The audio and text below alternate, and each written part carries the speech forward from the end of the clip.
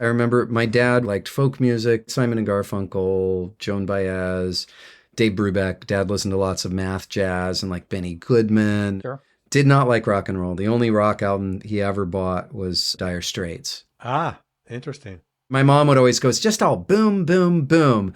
And my dad famously heard Yesterday on the radio and was like, oh, that's a beautiful song. Went to the record store, said, do you have the single Yesterday? And they said, oh, by the Beatles? No. Walked out. Because in his opinion, all the Beatles could do was scream.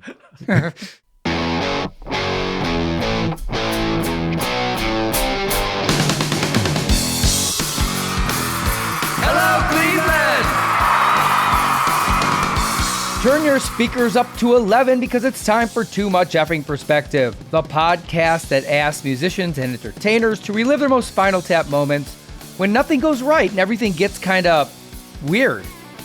I'm your host, Alan Keller, a comedy writer in LA and former lead singer of the least heralded Chicago band, The Falling Wallendas. And I'm your co-host, Alex Hoffman, former tour manager for Radiohead and former lead singer of the least heralded Milwaukee band, The Vainglorious.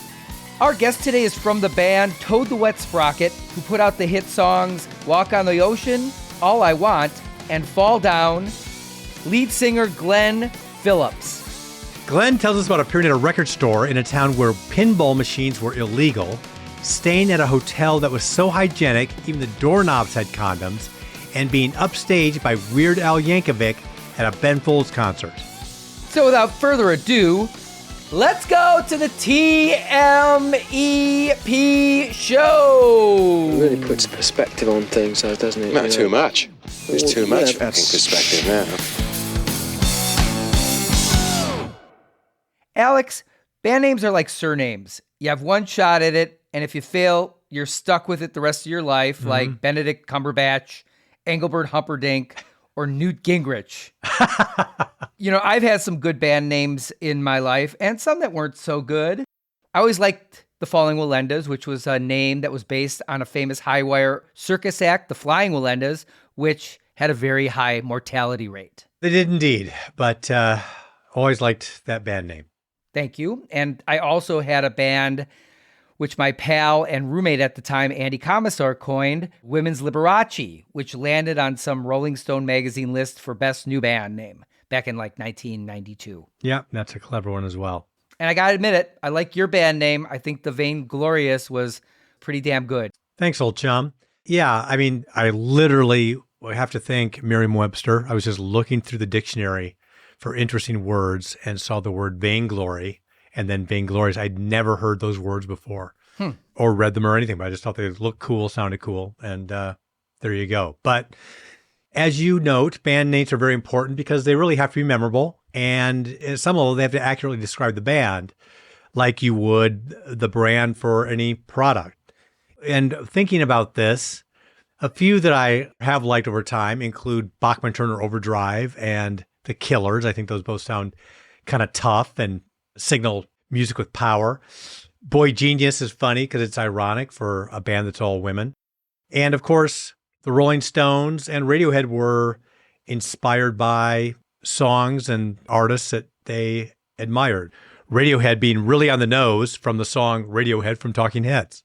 My favorite, to be honest, is Barbra Streisand. I think that really has a nice ring to it. Alan, please be serious. You know, what if some young artist is listening to this episode and then goes out and names his or her band the Barbra Streisands, all because of you? You know, if I didn't need a walker to go on stage, I would probably, just to name a band, the Barbra Streisands, I'd probably go back on tour because that's a pretty good one. But my favorite band names off the top of my head are Cheap Trick. I like the Boomtown Rats. I didn't know that Radiohead was named after a Talking Head song because I like Talking Heads, the other Head's name. And maybe the best band name is the Violent Femmes, another Milwaukee band. I think that's a great name. Yeah, that is pretty illustrative. I'm reluctant to bring it up, but what about your favorite band, Alan? The Beatles. I know, it's kind of funny that my favorite band would have one of the worst band names. I mean, it's a really lousy pun. Not Beetles, it's Beatles. Get it? Beat, rock and roll, beat. Just horrible. That's just... Yeah, well, I did not know that the Beatles was a pun until you called that out in a Oh, really? prior episode. No, I did not. So they're trying to be That's clever funny. with the spelling. But anyway, I mean, what are some other examples of some names that you think are not at the top of your list? I think Prince renaming himself a symbol, that doesn't make much sense if you're trying to sell records and people have to look for your album. But let's just remember, you're being a little overly critical there, Alan, that the reason that he did that was because he was in a contract dispute with his record label and he couldn't put out more music under his own name, Prince, without their approval. He wanted to do other things. So he used that shving symbol as a way of doing that. That was kind of ballsy. No, it was still dumb because, all right, I had a vegan cheese company, okay? And I was told I couldn't use for a vegan cheese, I couldn't spell it cheese, Cheese. So you know what I did? I spelled it QI, like the chi, the energy force in Far Eastern medicine, QI', cheese. So you can be clever. I mean, Prince could have said PRYNC, whatever. But again, there are better things to do than just name yourself a symbol that no one can find. And it also reminds me of one of my daughter's favorite bands, and actually a really great band.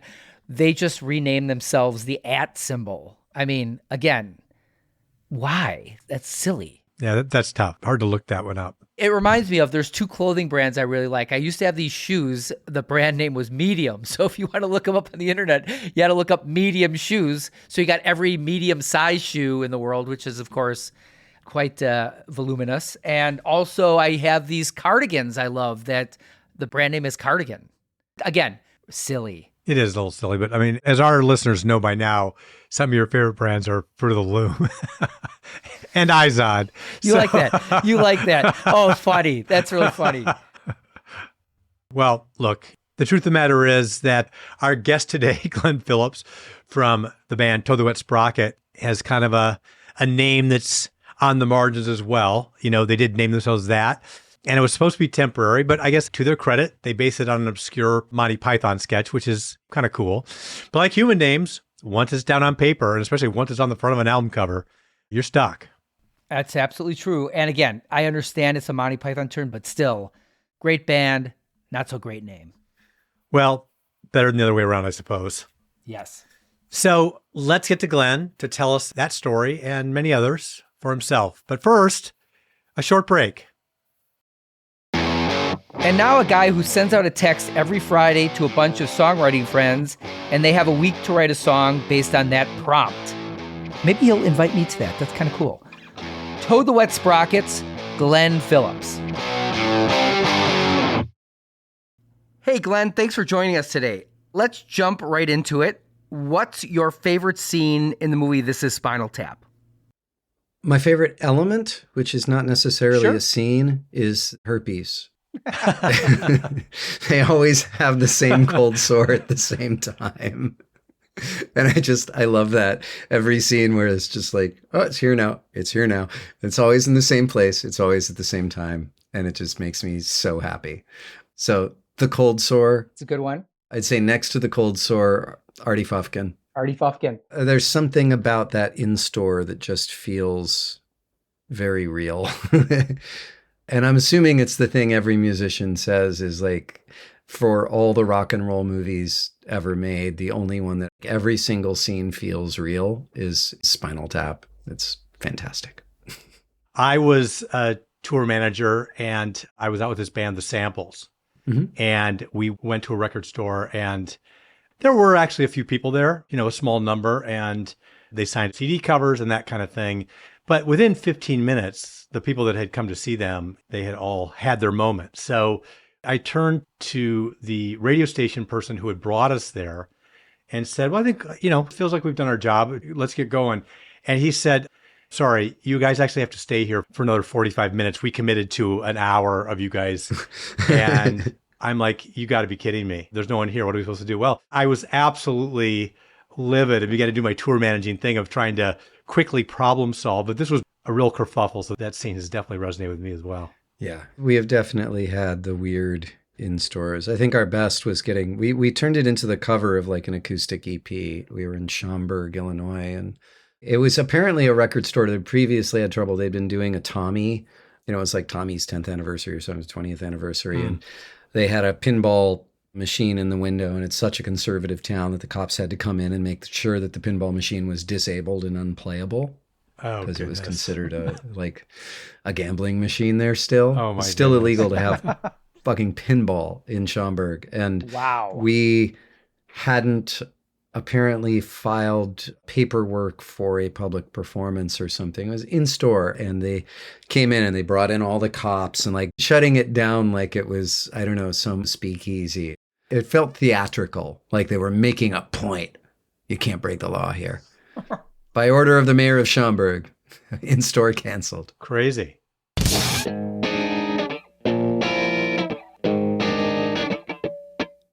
Glenn, I've read you consider yourself more of a songwriter than a guitarist. Now, I feel the same way, but I find my limitations on the instrument have forced me to develop my own style and have actually, in a perverse way, helped my songwriting.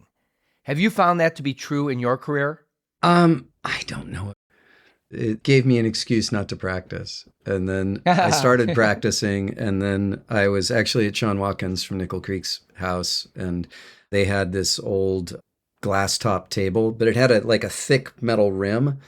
And so people would sit on the metal edge of it all the time. And one day I was there and sitting down talking to him, and suddenly just the glass went and I fell back into it, and I severed my ulnar nerve on my fretting hand. dear. Wow. So this finger, it's partially paralyzed. I have no lateral movement, and it's pins and needles all the way through here and here. So I permanently disabled myself just as I was trying to get better on guitar. Well, that's funny. A review of my band said that I played guitar like I had my ulnar nerve severed. I do actually play guitar like I have my ulnar nerve severed. Like, I had to work hard to get back where I was. You know, I'd been going like, I want a new challenge and I want to play with other people. And suddenly I could not tour alone, and I had a big new challenge. Wow. So, yeah. That's when you learned to do your David Lee Roth squats above the mic stand, right? No, that was when I learned about how to breathe my way through pain. I was either going to have to learn how to deal with pain or at some point get off of opioids, right? Like they give you the bottle of Percocet, and then they will keep giving you as many bottles as you want if you keep asking for them. Yeah. And there was a quick decision to just like not ever get another bottle. And it was a fascinating process to go through. And for anybody who's had that kind of nerve pain, it's nothing cuts it. And so just to learn to stand and breathe and make it through it. At some level, I don't know if I would take it back. It taught me a lot about resilience and gave me also a lot of compassion for what people go through. And some people, it never changes, never gets better. Yeah. Yeah, rock music is a dangerous business. You know, I remember I was playing a gig in Milwaukee at Shank Hall, no less, and I jumped off stage wearing these brand new platform shoes with a really slick bottom. And the instant my feet hit that lucite dance floor, my legs were thrown right over my head, and I cracked my head as hard as I could on the floor. And to this day, I have to deal with spinal damage from that fall. To be honest, I feel lucky because I should be paralyzed. I hit myself so bad. And of course, my critics took advantage of this, and now they say I play guitar like I have a severed ulnar nerve and spinal damage. I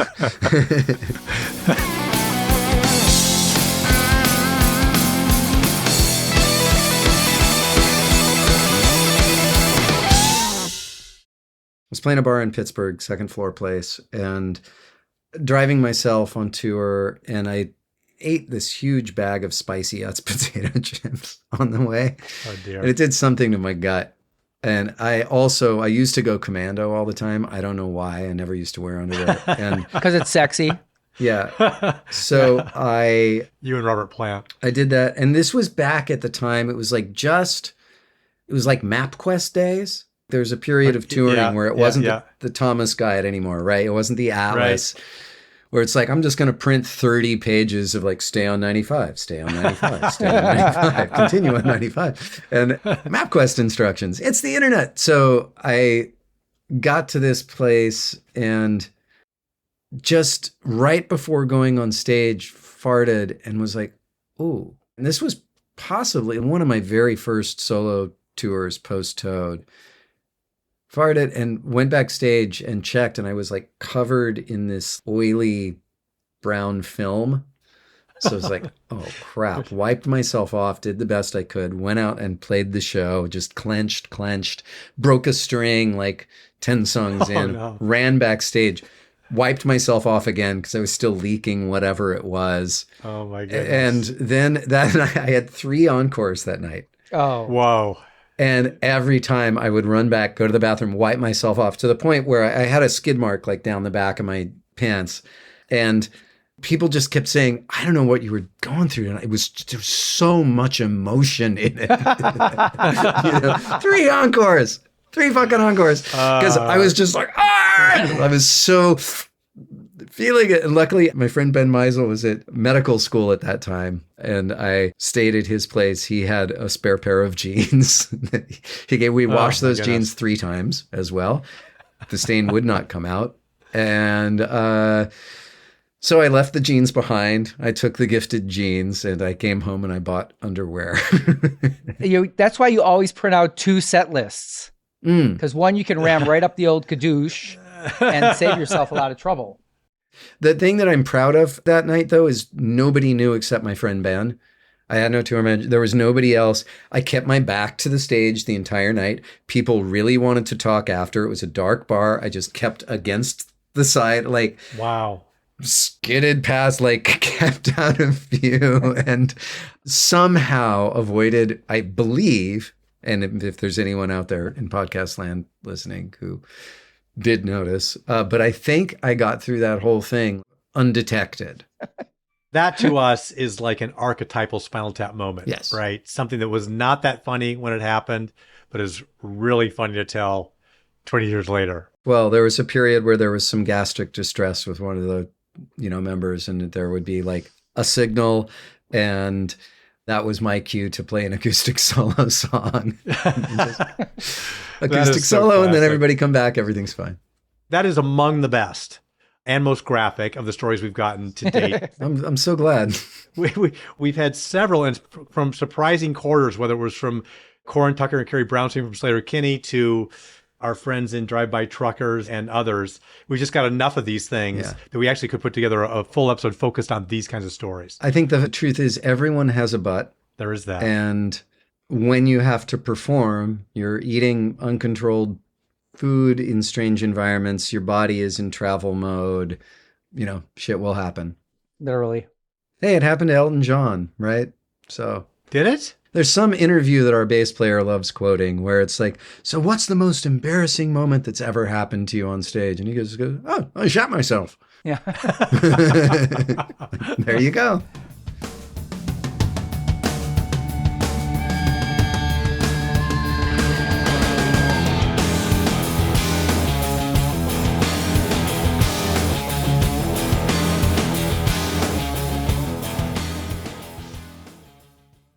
I think the worst hotel ever, it was called the Hobby Regency at the Hobby Airport in Dallas, I think it is. A converted Howard Johnson's. Oh, Houston Hobby. Houston Hobby. Yeah. And I just remember we checked into the room and it's with Todd, our guitarist, who's kind of a germaphobe, doesn't want to eat the thing someone else touched. It's fine. But we got in the room and it was like there were bloodstains on the wall. There was like a little weird red spatter.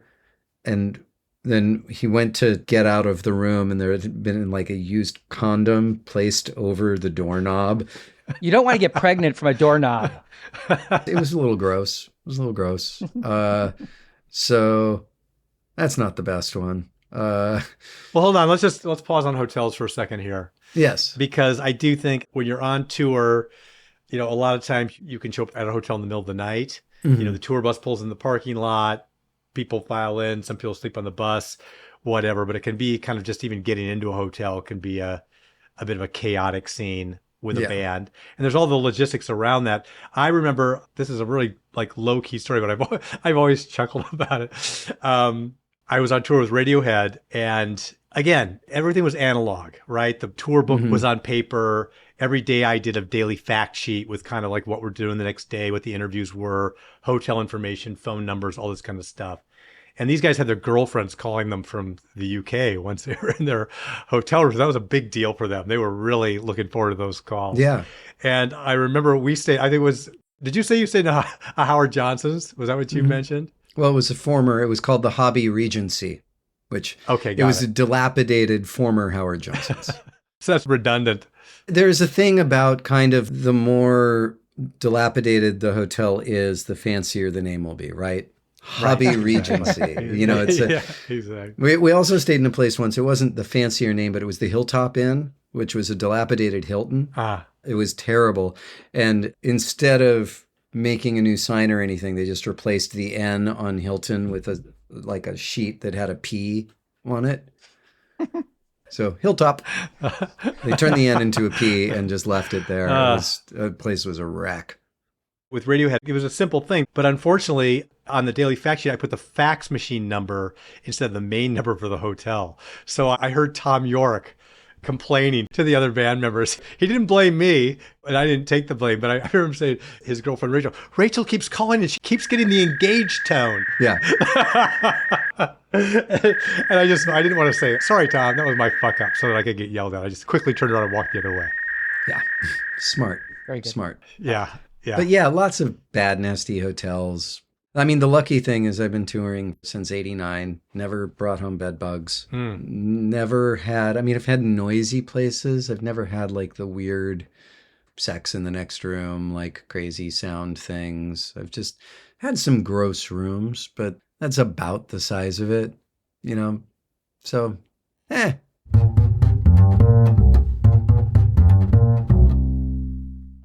Most humiliating moment ever on stage was actually with Ben Folds because we were friends. We'd met on the Horde tour and he was playing on the Leno show. He was in LA and he wanted acoustic guitar for, We're Still Fighting It. It was his single at the time.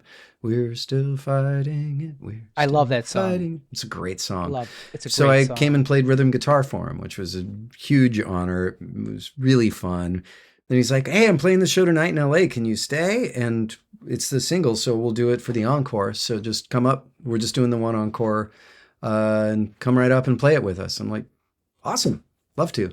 And so saw the show. The show was great. He finishes. He gets back on stage. I've got my guitar on the side of the stage. And he goes, I just want to introduce to everybody one of my favorite songwriters in the world, a musician who's actually really just inspired me for years. I love his songs, his musical, and such a great influence and a wonderful friend to me. And I'm sitting on the side going like, Ben, oh, boy. Thank you, Yeah. Ben. And he's just getting through it and kind of winding up. And I'm like thinking, holy crap. Like we were friends at the time, but like that was effusive. That was playing me up to a degree that I rarely get played up. And I was just like really warm feeling. And I'd start walking out on the stage and Weird Al runs past me. Oh, no. And jumps on the piano. Wow. And the audience goes crazy, and I am standing on stage with my guitar, and I just turn around and slink off. And he plays this song with Weird Al, and the show is over. And he walks off the stage, and he sees me there, and he goes, "Oh, I'm so sorry." Oh my God. And he completely forgot about the single, and that he'd said he'd bring me up for the first time. Like no one informed me or anything, and I just like. Derp to derp. It was so that was pretty bad. Oh, that's really funny.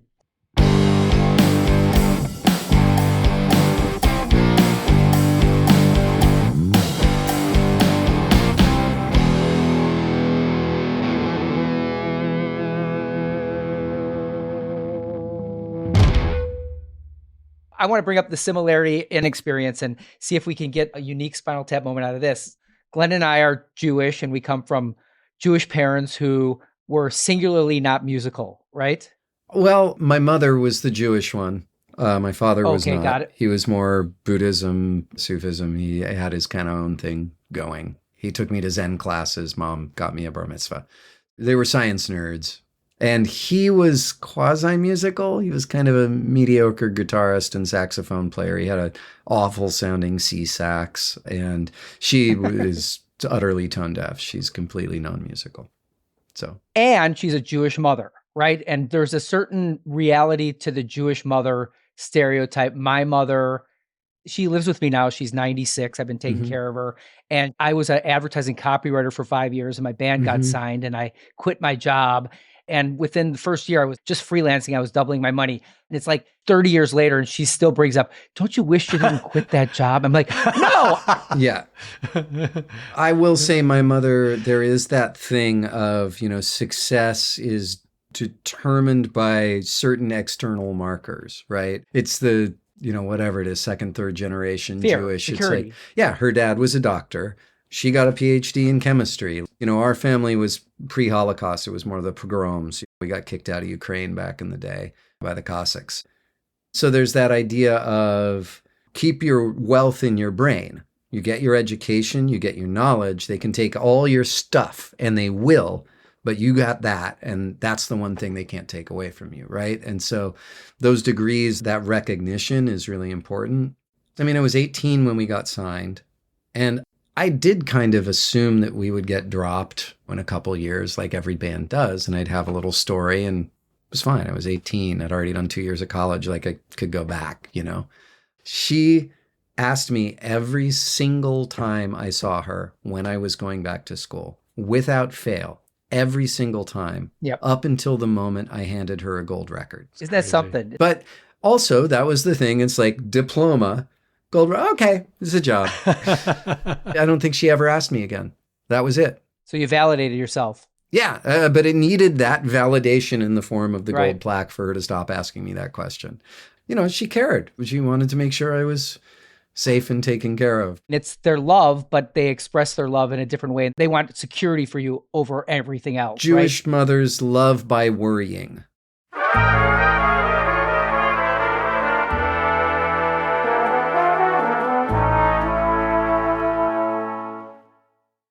Toad the Wet Sprocket is a name out of Monty Python lore. And I will say our Spinal Tap moment is having to explain that over Yes. and over and over and Yeah. over and Yeah. over. Patton Oswalt called you guys intentionally nerdy band. And I think that name is intentionally nerdy, kind of, right? Yeah, well, it's nerdy. It's a deep Monty Python cut. It's from an album. It's not from a TV show or a movie. It's like you got to love Monty Python to know that name. And he did a great article talking about how nerd culture used to be difficult before the internet. It wasn't cool. Nerds didn't run the world. It was shit you would get beaten up for. And you had to go find it. It wasn't just available via Google or, whatever corner store. Like, it was a little more niche. And so It was a temporary name, right? it was supposed to be. Our bass player, Dean, really, he loved Monty Python. He had that album. I also had that album. My brother had all the Monty Python records. And so he just wanted to see it in print. And we're like, sure, why not? It's just our first gig. Why not do it? And then we were trying to I want something cool and deep and gnarly because it was gnarly, emotional, and just never happened. And you came up with Toad the Wet Sprocket. I'll just tell you, you're not alone. Do you know the band Ned's Atomic Dustbin? Mm-hmm. I've heard of them. I don't know them, but that name is actually from the Goons. Uh-huh. Monty Python is influenced by the Goons with Peter Sellers and Spike Milligan. But those guys went even further back. And Ned's Atomic Dustbin has picked a reference from the 50s That's Goons. great. Yeah. Nice. So many weird names.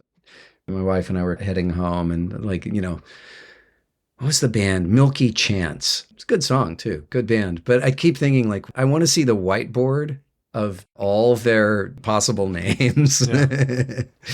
Milky Chance, man. That's the one. That's the one. Possibly the best worst name from the 90s, and a band where it's just not what you think. Did you read all the Winnie the Pooh books? Are you familiar with them? There's this game that Piglet and Winnie the Pooh play where they stand on a bridge with the river going under the bridge, and they each have a stick, and they throw it in the river, and then the sticks come downstream, and they go to the other side of the bridge, and they see whose stick comes out first, and they call the game Pooh Sticks. And there was a band called the Pooh Sticks, which, if you know the charming children's book that the name comes from, is kind of a cute name. Yeah. Yeah. But if you just randomly read the Pooh Sticks, It is absolutely the worst band name in all history. Of course, if you're lactose intolerant, your Milky Chance will turn into poo sticks. Yeah. Glenn, you've toured since you were 18 years old. And beyond the great stories you've already shared, can you sort of rapid fire some stories for us of kind of the day-to-day Spinal Tap moments that bands encounter on the road? This is a long time ago. There's a place called Juanita's in Little Rock. And it's like the dressing room is your space. Like, especially when you're touring in a van, when you're just starting out, and it's like you're in the van all day, you're sharing hotel rooms. You don't want people in your dressing room, like, who aren't supposed to be there. And we finished the show at this bar. We had a decent enough show and come back, open the door to the dressing room, and it is completely full of people having a party. And oh, no. Our tour manager starts going, "Yeah, what the fuck are you doing in here? What are you doing?" And some guy comes up to him and goes, "Hey, chill out, man. Here, have a beer. They're free." They're free. It's like they just happened to find the free beer room at the club. Weren't they lucky? Funny. And they held a party. It was like, it was a good, like, shouty tour manager. Yeah. We also, oh God, I think it was the same tour manager. The first time we were in a bus and we were going on some mountain and broke down. Pre-cell phones, can't call anybody, just got to wait for somebody. You know, you put out the emergency cones and you wait for a good Samaritan to come who can drive the driver somewhere and come back with a repair truck. And this truck pulled in right behind us and everybody's like, "Yay!" Driver starts to get out and walk in. Guy jumps out of the car, takes all the cones, throws them in the back of his truck and drives away. Oh my Snowy goodness. mountain road, absolute middle of nowhere. And just like, did that just happen? Well, that's like the guys who found the That's beers incredible. in your dressing room, right? Yeah. This guy goes, "Oh, free cones. Free And cones." I believe it was the same bus. It finally broke down again, and we had to, get a replacement bus. And this bus drove up, and we all looked at it, and we were like, it was back when they were doing these Western-themed buses. And so it was a Cowboys and Indians scene painted on it with, like, essentially a massacre happening. You're kidding. All these rifles shooting, and we're like, oh God, this is like no way to get another bus. We'd broken down. They drove this out. We had no choice. And we were playing a college, and we pulled in to load in. And then somebody from the crew comes back and says, "Be really careful when you get out." And we got out, and there was an American Indian movement, an AIM, Free Leonard Peltier group, outside having a protest and a sign up, educating people. And these 5 guys, arms crossed, shaking their heads, Jeez. pissed off, like stepping out the bus. And it was just this moment of like, this bus, like, we did not choose this bus. We had It's a rental. We had It's to a get to the rental. show. There was no other It's option. Kid Rock's bus. It's Kid Rock's bus. Oh my God. It was like the most embarrassing, humiliating, worst possible thing. We thought we were just going to get our asses kicked because they that's were like bad. just disgusted with us. It was so bad. You literally, you can't make this stuff up. Yeah. Oh God. I think it was the same tour manager. We had a friend out with us and he was a rock and roller, and we were like these dweeby little nerds with no experience. And he was, "Oh, you got to learn." And our guitar tech was our friend Raymond, who was a friend from high school, brilliant, great actor, theater guy, and just sharp as a tack. And the tour manager just would push him about how green he was and everything he didn't know. And Raymond's response to that was to learn every detail on the entire itinerary and be able at any moment's notice to say what it is.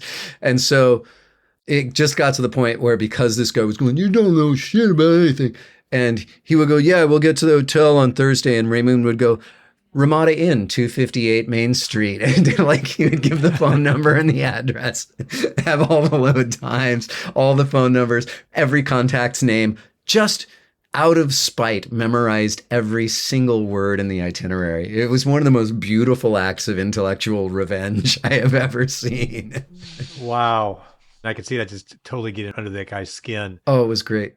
Who was picking your tour manager? Was management just hiring somebody and putting them on the road with you? Yeah, we're figuring it out. It was back before you Yeah. could look on the internet for it. I don't know how it happened back then. I mean, I guess that's how I got gigs too. I was working with an agent who had a lot of bands coming over from the UK, and that's how I hooked up with Radiohead and PJ Harvey and others. It's weird when you think about it because you live in such close quarters, right? To have a crusty stranger just kind of dropped in your midst, leading you around as your roommate and all these other things. And we had some great ones. I mean, Lynn Murphy and Quake was our guy for years and years and years. Tim Mark out of Batavia, New York. And before us, he used to tour with like Talus and, Billy Sheena. And he did a lot of metal stuff and was with Jane's Addiction before he was with us. And great sound guy. He was wonderful. But early on, I mean, I was young. I was not hiring the tour. I was just 18, 19. It's like, I get to go on tour. And spent a lot of time in the van before and after the show. There were a lot of venues where I wasn't allowed in.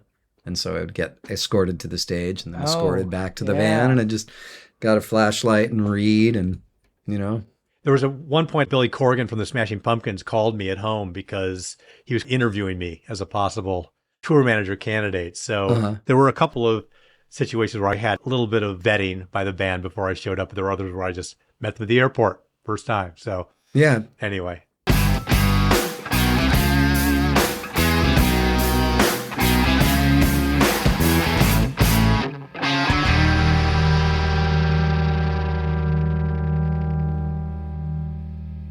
Glen, thank you so much for being with us. Where can our listeners find out about what you're up to and that kind of thing?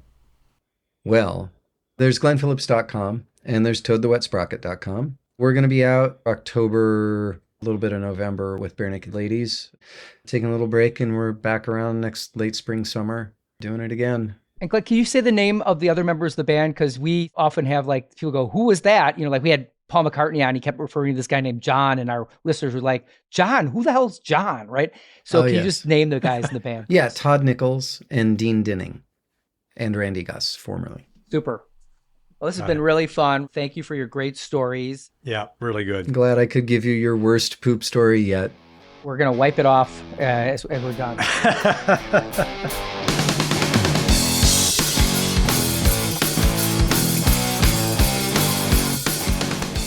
Listeners, have you ever wondered what's the best part of hosting this podcast? If you guessed it's hanging out with my chum of 30 years, Alan Keller, you'd be wrong. We all have our crosses to bear. The best part is really the fun of connecting with performers whose music and art have been part of my life for literally decades, and Glen Phillips is one of those artists.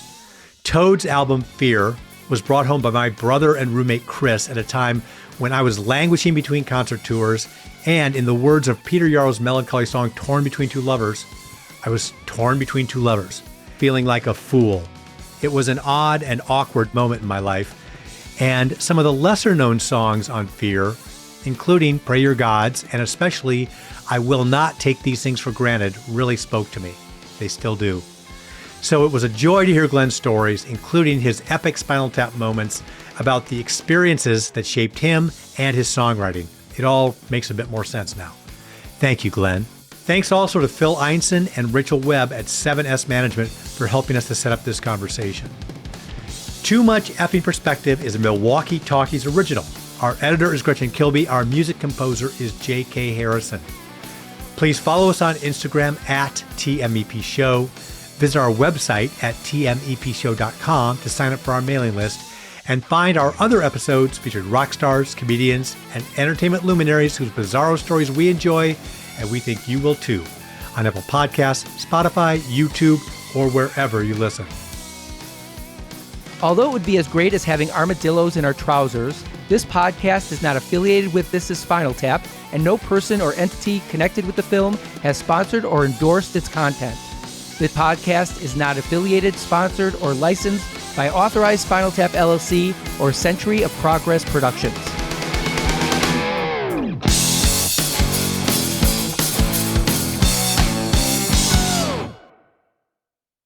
Evergreen Podcast Network.